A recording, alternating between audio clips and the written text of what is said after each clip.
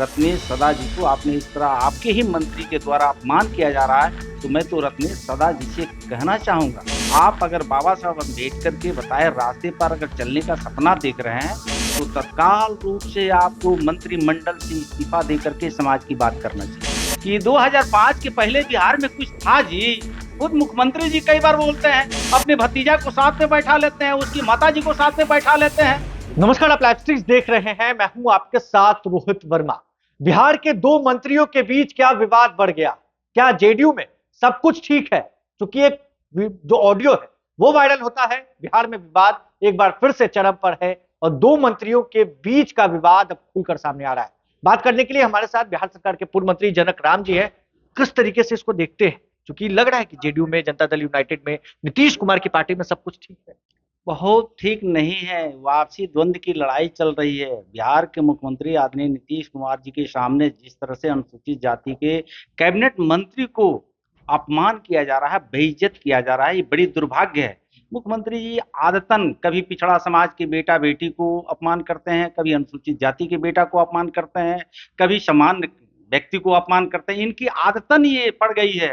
मुख्यमंत्री नीतीश कुमार जी इससे बाज आना चाहिए। बड़ी दुर्भाग्य है कि जिस तरह परम पूज्य बाबा साहब डॉक्टर बी.आर. अम्बेडकर जी के नाम पर, भीम संसद के नाम पर आपने बैठक बुलाया और कुछ खास करके अनुसूचित जाति के लोगों को अगर आया भी है तो उसी समाज के लोगों को, मंत्री को आप बोलने नहीं दे रहे हैं। अब बिहार के अनुसूचित जाति कहीं ना कहीं शर्मसार महसूस हो रहा है। बड़े भाई के संगत में आपने बिहार को किस दुर्गति ले जाना चाहते हैं, क्या करना चाहते हैं? अगर मुख्यमंत्री नीतीश कुमार जी, रत्नेश सदा जी को आपने इस तरह आपके ही मंत्री के द्वारा अपमान किया जा रहा है, तो मैं तो रत्नेश सदा जी से कहना चाहूंगा कि आप अगर बाबा साहब अम्बेडकर के बताए रास्ते पर अगर चलने का सपना देख रहे हैं, तो तत्काल रूप से आपको मंत्रिमंडल से इस्तीफा देकर के समाज की बात करना चाहिए।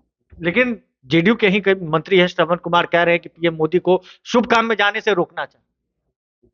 मुझे लगता है कि छोटी मुंह बड़ी बात हो जाएगी। जिनका आपने नाम लिया है, वो लोग अब दिन गिन रहे हैं कि उनकी पार्टी के अस्तित्व अब कितने दिन बचा है। अपने अस्तित्व की लड़ाई लड़ रही है।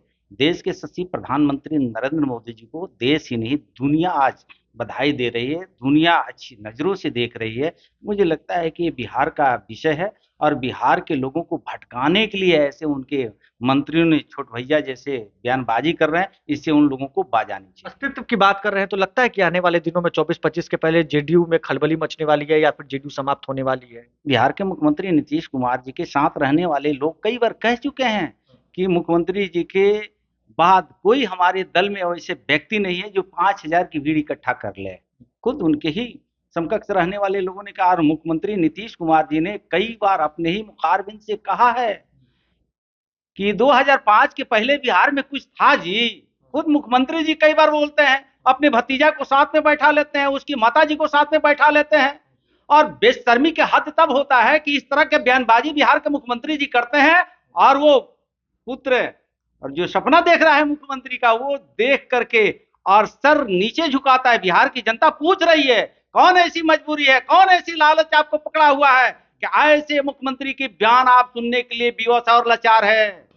तो देखिए, 24-25 के पहले क्या होगा ये देखने वाली बात होगी और बिहार में जिस तरीके से जेडीयू में ही दो दो फार है, ये देखने वाली बात है और आगे क्या कुछ होता है ये भी देखना बेहद दिलचस्प होगा। बहरहाल, हमारे साथ बात करने के लिए पूर्व मंत्री जनक राम जी थे। इस खबर में इतना ही। अगर आपने अब तक लाइव स्ट्रीम्स को सब्सक्राइब नहीं किया है, जल्द से जल्द लाइव स्ट्रीम्स को सब्सक्राइब करिए। धन्यवाद।